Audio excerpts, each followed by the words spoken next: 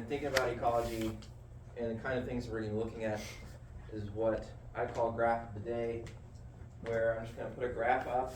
And it's similar to those images that I showed you on Tuesday, where I just want you to turn to your neighbor, spend 30 seconds, and just shout out general observations about a graph like this one, okay?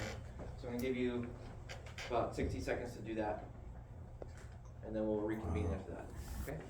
Go for it. Got a lot of different fluctuations. You got high elevation. You got low one.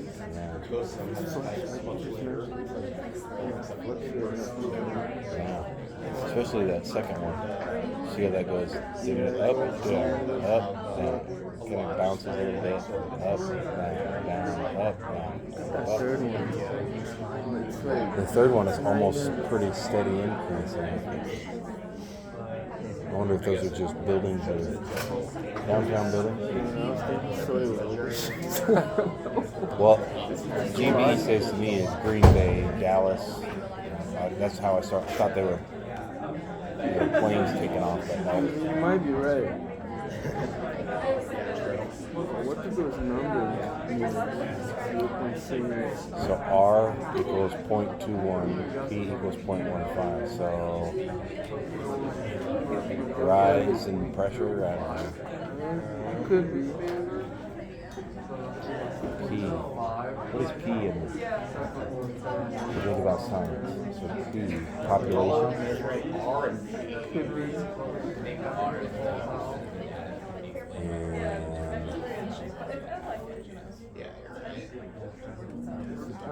Rain and population.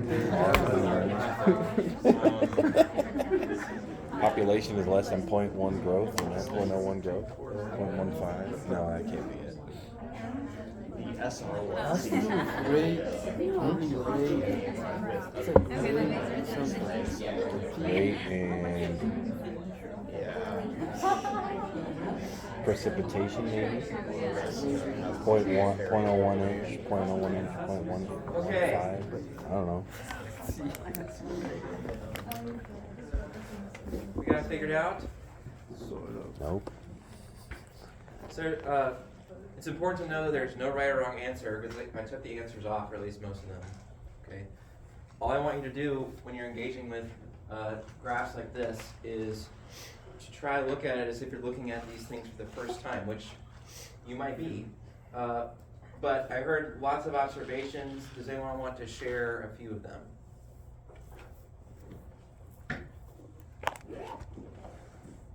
Yes? No? A lot of large spikes on the latter half of the all of the graphs. Okay, so if we're looking at each of these graphs and we're reading it from left to right, as you move towards the right, it looks like maybe the number of bars that are higher than the others or taller than the others, there's more of them. Is that, Yeah. do you all agree? Okay, good. What else?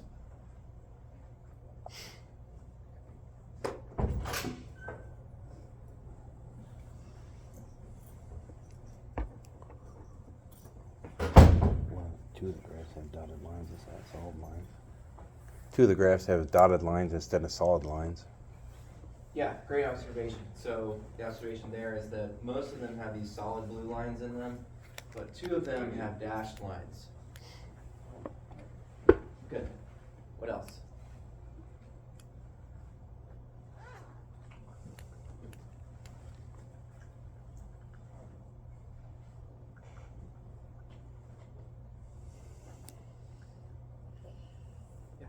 There's some outliers in a couple of them.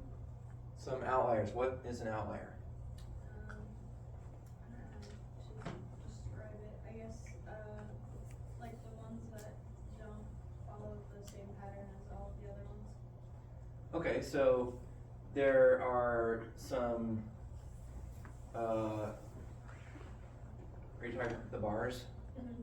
So there are some bars that look to be different than the other ones. Would that be, or are, what's the word I'm looking for? I had it for a second and now I've lost it.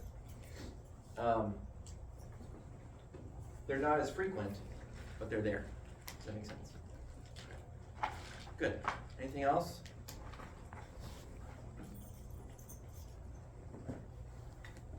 Seems to be a general increasing trend in whatever it's measuring, because the bars are all sort of, slanted upward from left to right. Right, so if we make some assumptions about these axes, this is a pretty typical XY type of situation. As we move along this way on the x-axis, the lines are indicating that this is a positive or increasing trend, perhaps. Would you all agree with that? Okay. This may or may not come back, and so keep your eyes peeled. All right.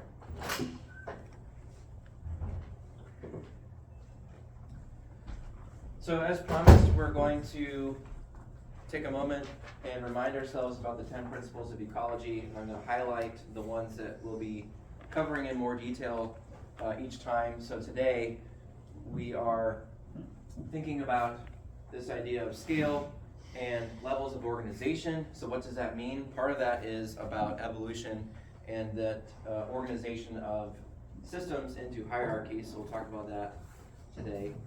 And then we're going to start talking about the global climate and how the sun is what sets that energy source for most ecosystems, and that organisms are chemical machines that run on that energy provided by the sun. All right. So I mentioned this idea of scale, and one of the central questions in ecology is how do we scale from an individual grasshopper to the entire planet? And can you do that, and is it worthwhile to do it? Depending on what level of organization you're thinking about, kind of dictates the types of questions that you can ask and the types of information that you can gain. But you can be an ecologist and think ecologically at any of these different levels. It's also important to note that interactions are going to occur between and among these different levels of scale. Everything from individuals, if you scale up the number of grasshoppers on the planet, perhaps that could have some impact on the amount of primary production, which would affect things like the carbon cycle. We'll talk more about that later on this semester. But these are the levels of organization that I want you to be aware of, and we're going to talk about each of them in turn now for the next few minutes. So we're going to start way over here on the left with individuals. I have a grasshopper there as an example, but ecologists also think about individual microbes, for example, or populations of microbes. So it's not just at the macro scale that we can see things, but also microscopic things as well. If you're studying individuals, the things that you might be interested in knowing about include how do adaptations affect that individual's ability to reproduce and survive. Because ultimately that's going to determine its role within an ecosystem, right? So if we scale all the way to the ecosystem, and we're thinking about individuals, the individual's ability to survive and reproduce, or what we call fitness, is a really important aspect of individual level ecology. Some sub areas where you're thinking about individuals quite a bit include evolutionary ecology. So if you're thinking about adaptations of individuals, a lot of that is about their evolution. Behavioral ecology is another good example of this. If you're studying the behavior of an individual grasshopper, that's still behavioral ecology. And then physiological ecology as well. So remember I talked about that, the fourth principle, the principle that organisms are chemical machines. That would be physiological ecology.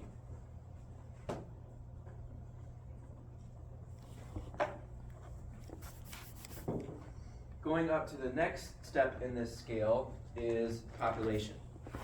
So if you remember when we talked about how evolution organizes these systems into hierarchies, part of that hierarchy is thinking about individuals and their role in a population. As ecologists, what we might be interested in knowing about is what are the factors that influence the ability of a population to grow or decline, right? So a population is made up of lots of individuals of the same species, so many grasshoppers living in a grassland. That would be a population of grasshoppers. Is that population of grasshoppers increasing or is it decreasing? And as ecologists, we want to know that question for many different reasons. One of them, in an applied sense, might be, are those grasshoppers going to come through and totally decimate all of the plant life in this ecosystem? And is that playing a role in their population growth or decline? Populations are also built on the understanding of species interactions. So at this level, we're kind of getting into this next one, which is interactions among both the same species as well as interspecies interactions like herbivory, predation, mutualisms, etc.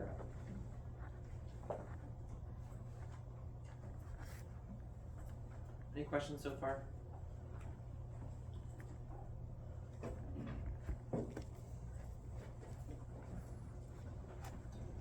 So the next step is to think about community ecology, or communities of organisms that are representing different species, so many populations, and then thinking about their interactions. So community ecology, you might ask a question like, what factors are influencing the number of species in that community in a given area? So back up for a second. If a population is a group of organisms of the same species, a community is any assemblage of those populations that live in the same place at the same time. So if there are many species of grasshoppers that are living in a grassland nearby, like a Glacier Creek, that would be the community of grasshoppers.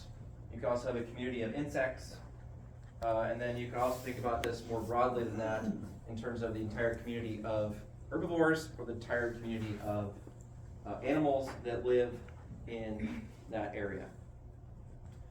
Each population that are made up of individual species is going to be interacting with each other in many different complex ways, right? Whether that interaction is direct, that we can measure and see with our eyes, like predation or herbivory, or if it's indirect and less visible to us, for example, competition would be a good example of this. Not always easy to see in nature.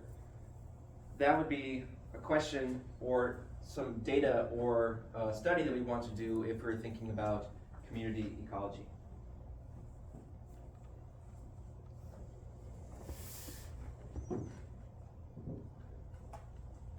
Going up to the scale of an ecosystem, if you remember from Tuesday, I talked about an ecosystem being a bounded area that's somewhat artificial and arbitrary, but it's a bounded area where we can measure, let's say, interactions of communities and how they affect the biotic environment as well as the abiotic environment and vice versa.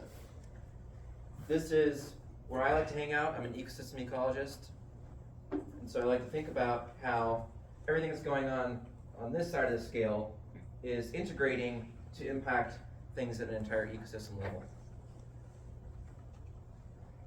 Importantly, the ecosystem includes both living and non-living components of that bounded area and their interactions. So nutrient cycling that's happening in the soil of this grassland is affecting the plants that live here. The types of plants that live here are affecting the herbivores, like this grasshopper. Those grasshoppers are also in turn affecting the grasses. The grass's decomposition is going to affect nutrient cycling, and you can see how they're all connected and working together. That to me is fascinating. I really like hanging out here, this scale.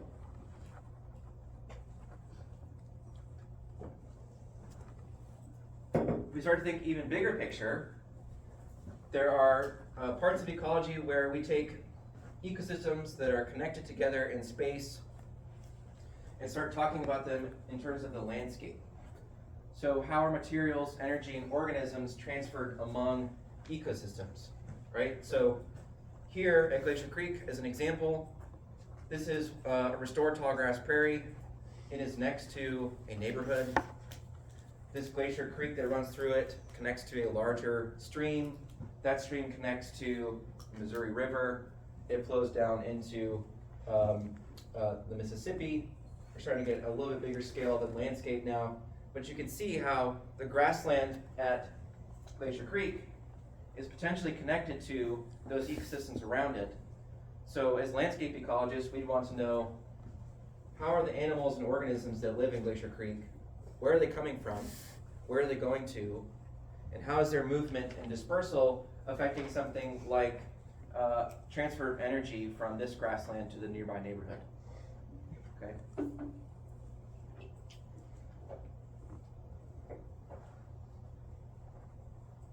Now we're getting to be thinking about really big ideas at a regional scale. This could also be considered a field of ecology known as macrosystems ecology, where you're starting to think about an entire region and how these landscapes are connected through transfers of energy, materials, and information, as well as organisms. Groups of landscapes might share a common geology or other processes that are going to operate at these large scales or over long time periods. So an example of this would be in this region. It's called the Loess Hills region. It's very unique. We have lots of unique habitats and ecosystems, including oak savanna, which we get to go out and check out at Fontenelle Forest. We have tallgrass prairie. We have bottomland forest. All those ecosystems are linked together in this landscape, in this region, by their common geology, and the processes are operating at this regional scale. Another good example of this is the effects of glaciation, where we see stark differences in regions that were glaciated versus regions that were not glaciated, and their effects on the geology and that landscape are really important to consider in terms of the ecological interactions that are happening at these smaller scales.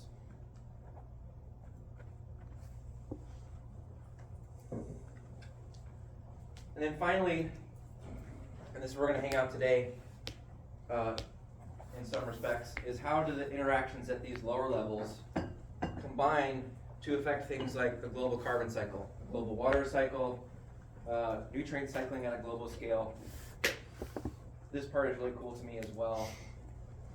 As ecologists, we know that the sum total of all the grasshoppers and their populations, herbivory, can have a measurable effect on things like carbon cycling at the ecosystem scale.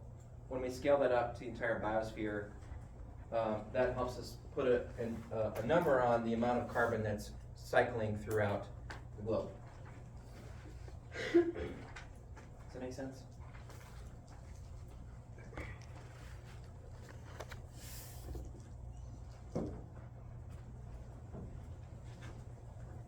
All right, so that was our journey from individual grasshopper to planet Earth. Are there any questions or comments about this now that you've had time to think about it?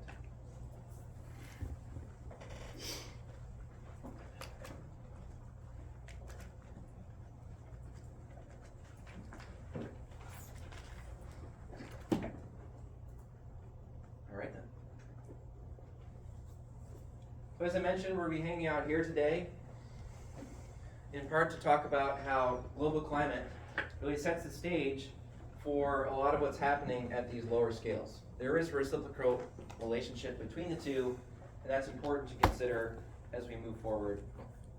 So today, we're really setting the stage for many of the other interactions that we're talking about as we go from thinking very big picture across the entire globe, it's climate, and then how that climate that's acting at global scale could impact individual grasshoppers living at Glacier Creek. So the specific topics we'll cover include how does the atmosphere modify incoming solar radiation and why is that important? We'll look at differences in solar energy as we move from pole to pole, as well as how changing seasons is an important aspect to consider from an ecological standpoint. We'll then look a little bit at global air and ocean currents and then the way that terrestrial biomes are going to be created and organized via the effects of solar energy and its variation from pole to pole.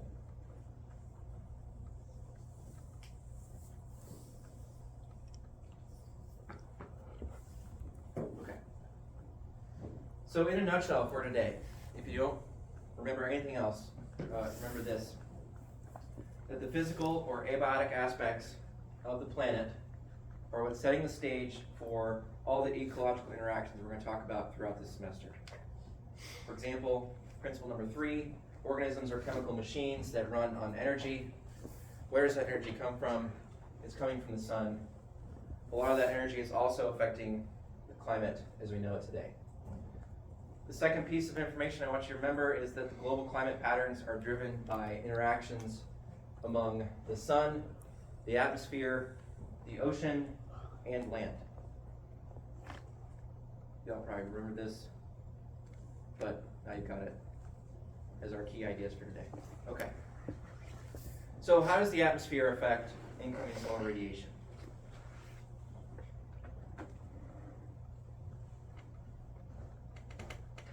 So here's a diagram that relates what we're looking at in terms of the atmosphere. I'm not expecting you to remember the different components of the atmosphere. The key bits of information that I think are important is that this is where all the action is, right, in the troposphere. This is where all that weather happens. This is where we live. This is where ecology is happening, right? Even still, the other layers of Earth's atmosphere are important for many reasons. One of them is the ozone layer and its impact on UV radiation, for example. But it's also important in that it can affect and interact with the troposphere in some cases. One way that we can look at this in particular is how it impacts solar radiation that's coming in. So our principle is the sun is a major source of energy. What is that energy? What are we talking about there? Well, this energy listed here has a wavelength, and the wavelength that's coming in is what's called shortwave radiation. Okay, so all the solar incoming radiation is in UV, visible, and near infrared. Right, this is what burns your skin, this is what we can see, that kind of thing. Once it hits the surface of the planet, comes back out as long wave radiation. Does anyone know another word for long wave radiation?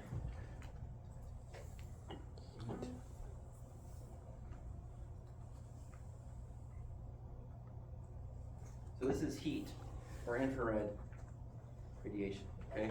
So what's coming in, burns your skin, high energy, short waves. What comes out, long waves, it's basically heat, all right? So the wavelength that's produced by the sun is shortwave in the range of 0.2 to 4 micrometers. What is being emitted is low energy or long wave radiation, aka heat. What's interesting here is that if we look at the wavelength of energy and its ability to absorb different wavelengths of that energy, what this graph is showing is the entire atmosphere together and then some important gases within each panel of this plot.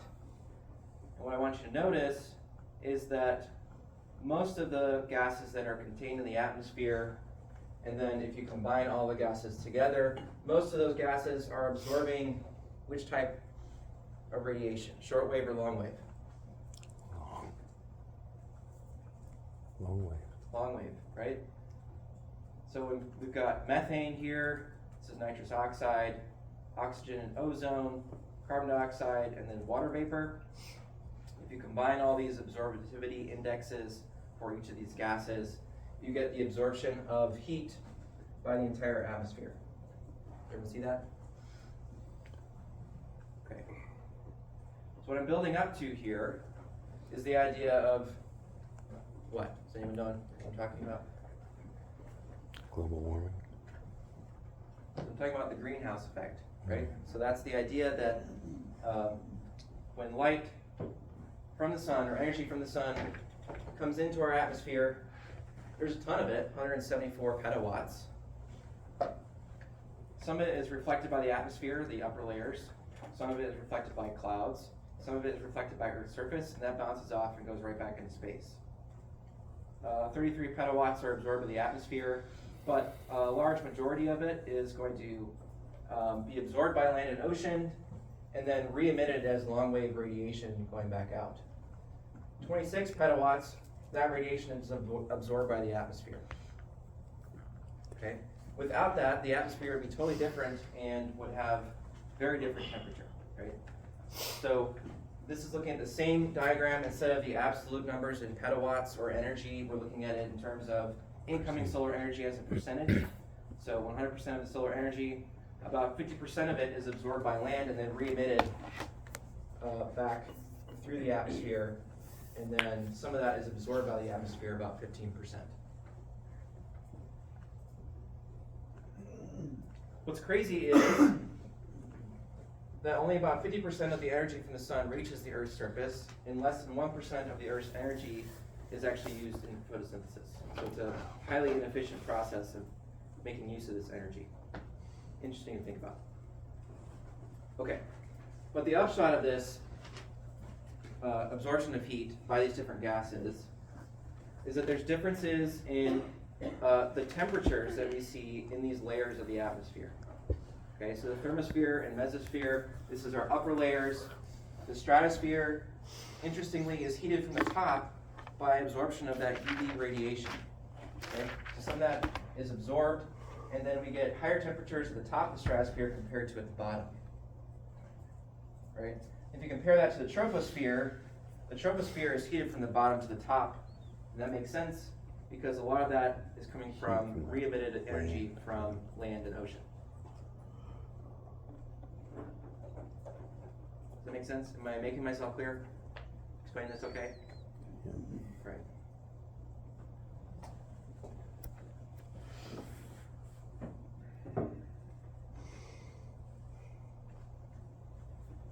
All right. I have a question. Yes. Like, based on the explanation of troposphere, is it the reason why, like, in the ocean, like, lake or river, like early in the morning, is the water's way warmer, but then later in the day it's colder? Is that like part of the reason too of the heat energy being like hitting the ground more? Yeah, so the question was, is this bottom to top heating of the planet, or the troposphere, I should say, why you can observe differences in temperature throughout the day? I'd like to think about that for a second. You want to give me a second? Okay, I don't have anything. I don't know. I think it could be. I have to think about it more. My guess is that it has more to do with daily fluctuations in temperature and the daily temperature changes that we see from night and day. That'd be my guess. But we may be talking about different things. So, other questions?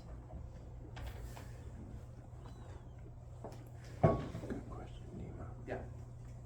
Just clarifying kind of what you want us to take away from that, just kind of, I'm sorry, I forgot, I completely lost the thought, never mind it. Yeah, I think the main takeaways here are the way that the interaction of the atmosphere with incoming solar radiation, and that all the action is down here, and that the heat trapping gases that we have in the troposphere are important for changing the temperature in such a way that it makes it habitable on the planet. Does that make sense? Okay.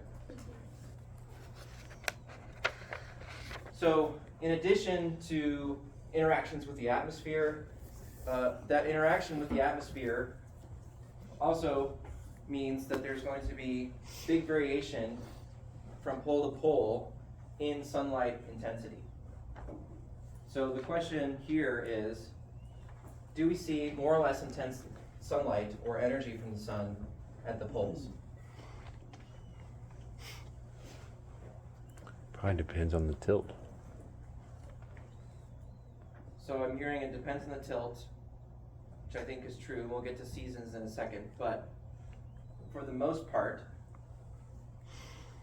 no matter what season it is, the key piece of information here is how far does that energy have to travel through the atmosphere Right. at the poles compared to at the equator? Let's go further. Does it travel shorter distance at the equator or a longer distance? Short.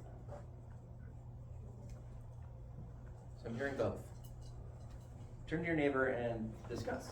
I think that is shorter. I think it's shorter. Like the light, the sunlight at the pole. So if this is your source of light, and this is where you got a pole here and a pole here. Is it gonna go here before it gets there and there? Probably not. Okay, Just so to have clarify my depend on, question, you know, if we're looking at Look at the arrows at this here. diagram, and we're thinking about the sunlight having to go through all this atmosphere. Remember, the atmosphere, you know, even though we can move through it, it has mass, it has all that kind of stuff. So it's interacting with this energy from the sun. The distance that it has to travel is important for the context of both absorption of that energy as well as how much it's spread out on the surface of the planet. So that's what this arrow is looking at. That's how much the energy is spread out on land. And this is how much that energy has to travel through that mass of atmosphere. Does that make sense? So at the poles, it has a further distance to travel, and then that energy is going to be spread out and more diffuse. Right? So that means the intensity of energy hitting the planet is much higher at the equator compared to at the poles. The implications of this That's why the equator's warm. are a fewfold, and we'll talk about them here in a second. Okay.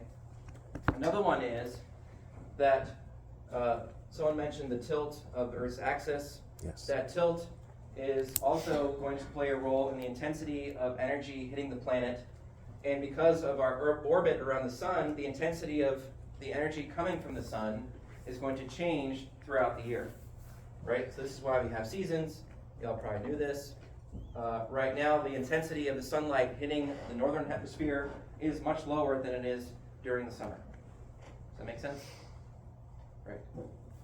Okay.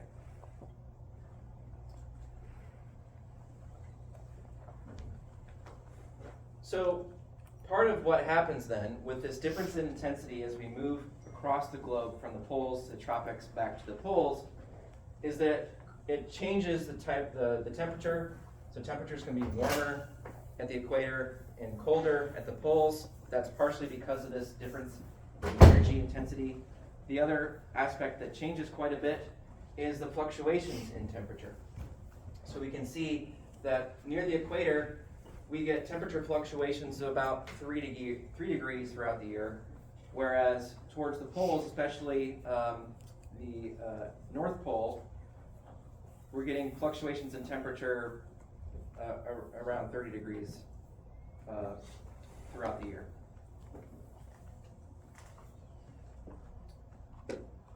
Okay.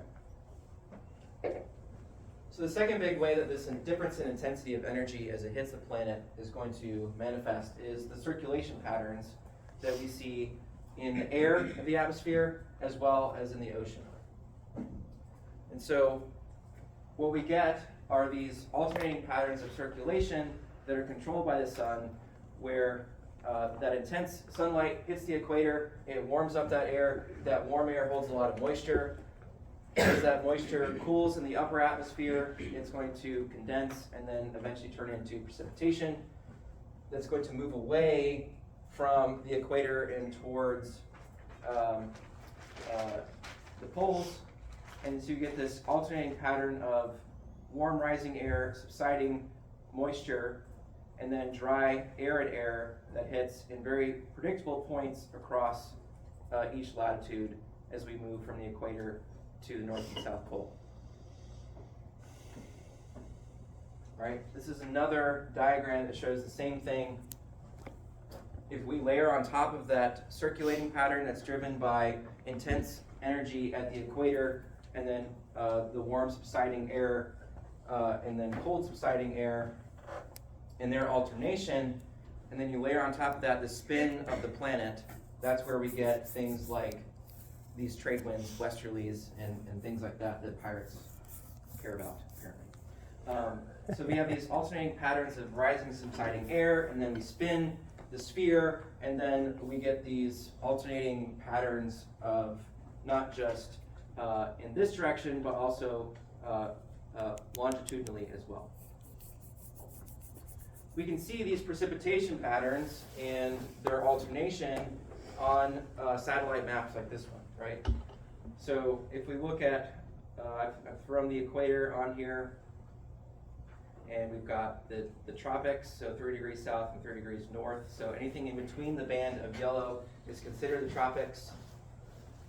As you might expect, this is where we find the rainforests on our planet, the tropical rainforests on our planet, right?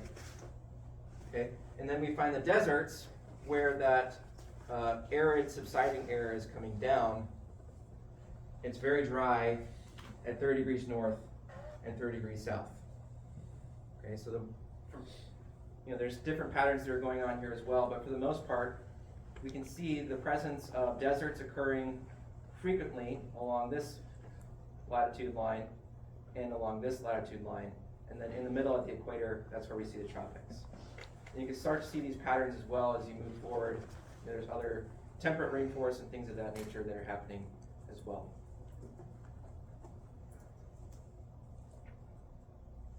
Okay. So in addition to atmospheric currents, the sun is also driving these oceanic currents as well. Notice that there's alternating patterns of these that are similar to what we see in the atmosphere. There's a reason the atmosphere is often called rivers of air, and that these are called rivers in the ocean. These currents are predictable and moving in predictable directions that are driven by the spin of the planet as well as that intensity of energy driven by the sun. All right. This also means, from the standpoint of terrestrial climate, that in addition to its location relative to the equator, climate is also impacted by proximity to large bodies of water, because that large body of water has its own ocean currents of warm rising water and then cold subsiding water that's spinning around, as well as the ability of that ocean water or bodies of water to resist temperature changes that can have a big impact on terrestrial climate as well. We see this in the interaction between air that's coming off of the ocean and then hitting terrestrial landscapes like a mountain range. These large bodies of water interacting with mountains can affect climate. This is one example where the geology can matter more than the angle of the sun, right? So the location of these mountain ranges, in addition to its location on the planet relative to the sun and its intensity, is also going to play a role in where we see deserts across the globe. So the way this generally works is that you have moist air coming from the ocean. As it rises in elevation, it's going to cool and precipitation will occur. On the windward side of the mountain range, you have higher amounts of precipitation. On the leeward side of the mountains, where there isn't this interaction with the ocean, all this air has dropped all of its moisture. This is super dry air. It's coming down the other side of the mountain. This is also known as a rain shadow.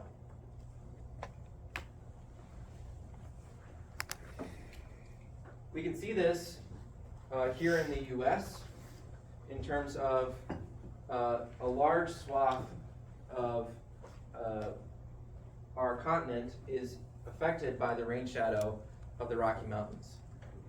So this graph shows the mean annual precipitation up here, and then the elevation in meters on this axis, and it's the same on both graphs. And what we've done here is basically taken a slice out of the elevation from coast to coast here in the US. And what you can see is that the location of these mountain ranges plays a big role in the amount of rainfall that these different regions experience. So here's the Sierra Nevada. You can see that over 150 centimeters of rainfall in these areas with a dip in between the Coast Range and the Sierra Nevada.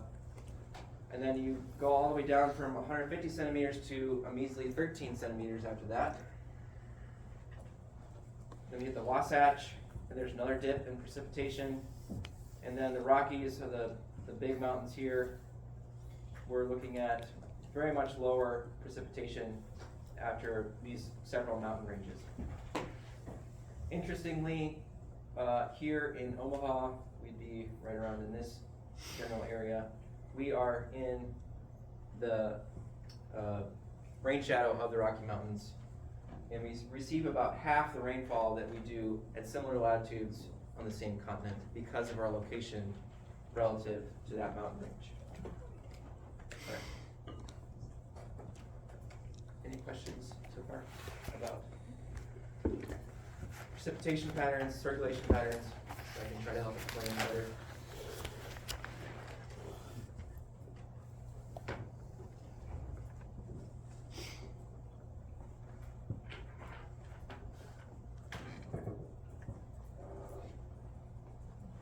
So far we've mostly been talking about patterns that are very predictable and happen at the scale of decades to centuries. The other aspect that's important when we're talking about climate is that on a more daily basis or at a smaller time scale, solar energy and then local conditions are what control that wind and weather. It's important to think about wind in an ecological perspective as well, because it helps mix atmospheric gases. For example, it's going to ensure that there's enough CO2 adjacent to an individual leaf for that leaf to replenish that gas for its photosynthesis. It also aids in the dispersal of pollen and seeds and spores, as well as small animals like spiders. And it can impact microclimate in terms of temperature. It might enhance evaporative cooling. It's going to mix that atmosphere, as I mentioned. So wind can be an important player in local scale ecology as well. All right.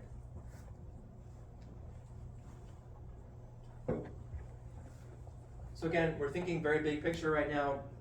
This idea of a biome is an important regional aspect of ecology in that it is going to be predictable based on the amount of precipitation and changes in temperature they would expect to find in different regions across the globe. So I mentioned that we are in the rain shadow of the Rocky Mountains here in the US. What this study is showing is that primary production, or the amount of plant material that's produced each year in terms of grams of biomass per square meter, is highly dependent on the amount of rainfall that's happening. So each of these little isoclines or lines in our map shown here indicate the amount of biomass that's produced on average as you move away from the Rocky Mountains. So you can see we go from about 150 grams per square meter of plant material each year to, once you hit Missouri, over 600 grams of plant material. So the combination of precipitation, temperature, and then plant material that's growing are an important way that we define different biomes around the globe. We can see these if we look at a global map. And this global map shows the definitions of these different biomes, and we can see that they are going to be located in major life zones that are characterized by the vegetation types that can grow there. And those vegetation types that can grow there are largely dictated by the precipitation and the temperature of that location. So here you can see that we live in the temperate grassland. These are our tropical forests. On the edges of those tropical forests, we have savanna. The light brown coloration indicates desert. Of course, we have polar ice as well. Then we have tundra, northern coniferous forest, chaparral, temperate grassland I already mentioned, temperate broadleaf forest, so on and so forth. Another way that we can look at this is in terms of how we define each of these biomes by the annual mean precipitation, which is shown here on the x-axis, compared to the annual mean temperature. And what I like about this graph is that it shows very clearly the space of rainfall and temperature in which we expect to find these different types of biomes, right? And this is all something that you probably could draw without me showing it to you, right? If I said, how much precipitation does the desert get and how hot is it? You'd probably put it up in that left-hand corner, right? If I said, how hot and moist is the tropical rainforest, you'd probably draw it up in the this quadrant of the graph, right? You can see that here. This is our tropical forest. What's cool is that temperate broadleaf forest, the space that it occupies in terms of precipitation and temperature is the widest compared to any of the others. Right, so we've got the most temperature range and the most precipitation range, arguably, although the tropical forest might give it a run for its money. But it's occupying a big space within this temperature precipitation graph. Questions about reading this graph? Or how we use it to define biomes?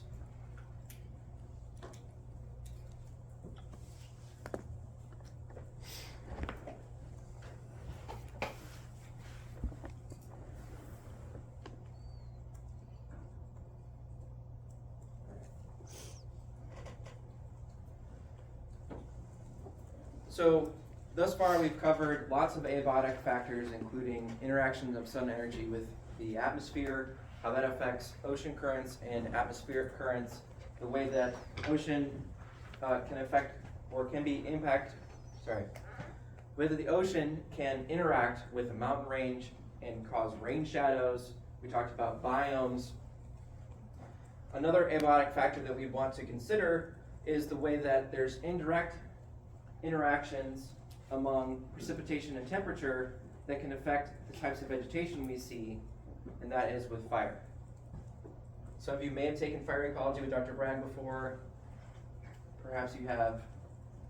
This is going to be a very small taste of that class. If this interests you, I would suggest going out and working on some prescribed burns around town. This is a big factor in this area of the country in terms of how fire can affect the types of vegetation that we see and maintain a grassland versus a forest.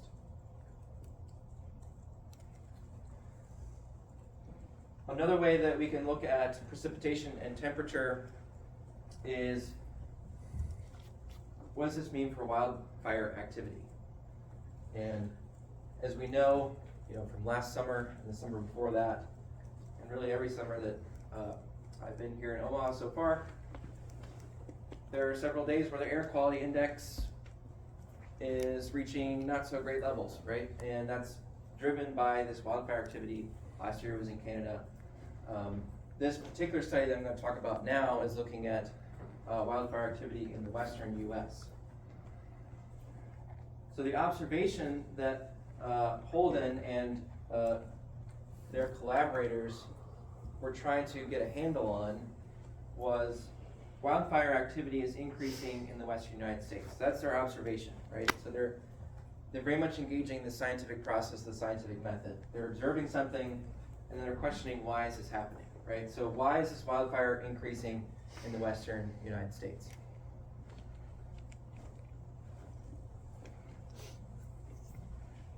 So they didn't just run at this question with a very cynical view of what's going on. They took a systematic approach and came up with some hypotheses that they could actually test using data relative to this pattern that they were observing.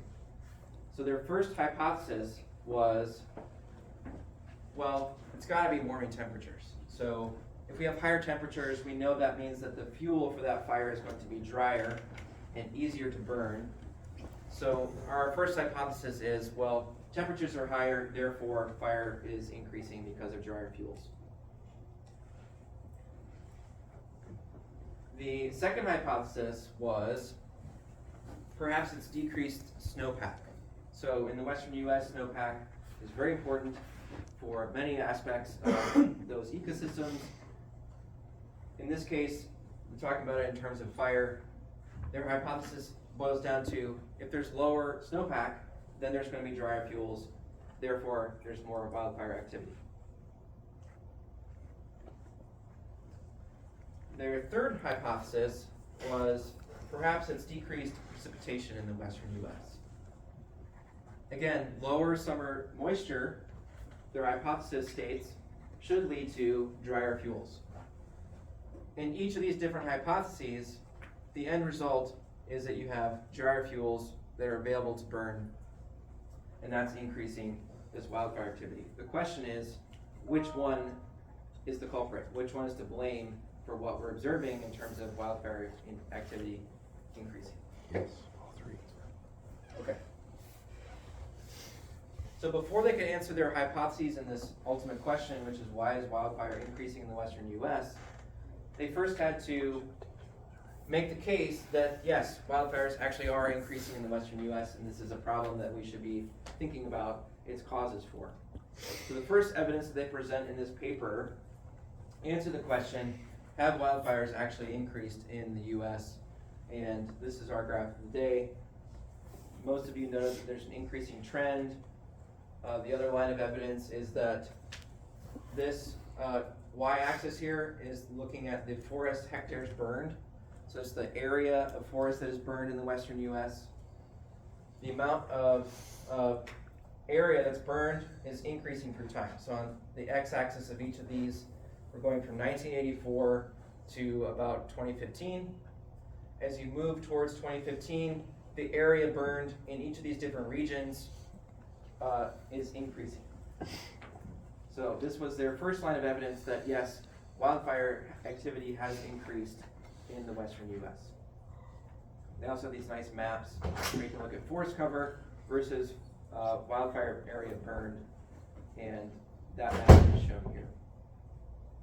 Does that make sense? Am I explaining this clearly? Right. So the second line of evidence that they present to answer their question was, has precipitation from May through September, so summer precipitation, has that decreased through time? They looked at three different variables. They looked at precipitation, they looked at the number of rainy days, and they looked at the period of rain-free time. So how long does it go from rainfall to rainfall? Each of these different maps shows the answer to each of those three different variables. So this map here shows the precipitation trend. If it's in the red, that means that precipitation is decreasing through time. If it's in the green, that means it's increasing. What they show is that for the most part, across the entire western US, precipitation has been decreasing at a 20% per decade clip in some areas.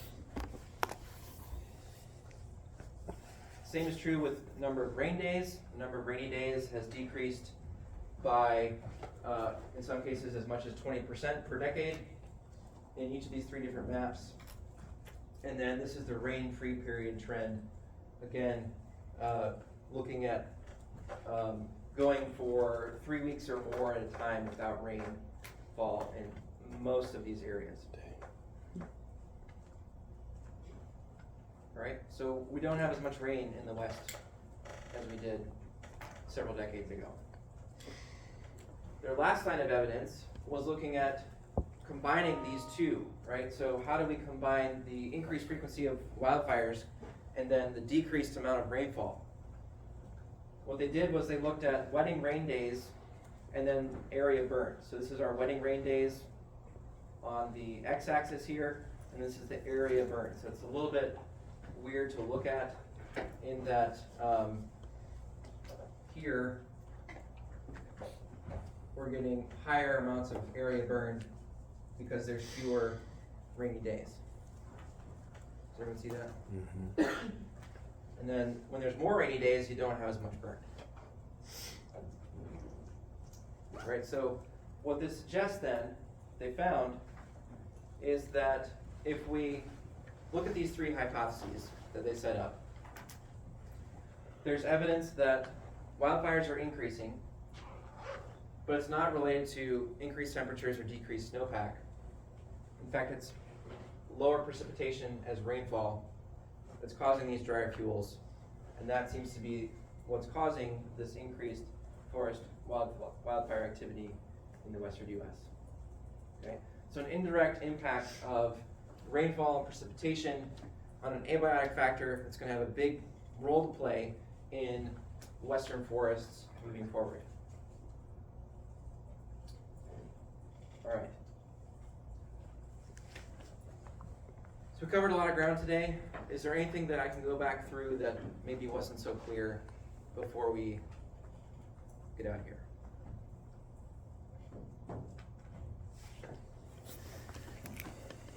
All right. Now I usually like to end at least by reminding you what we talked about, since we did talk about so much. Don't worry, it's 12:30, so we got plenty of time.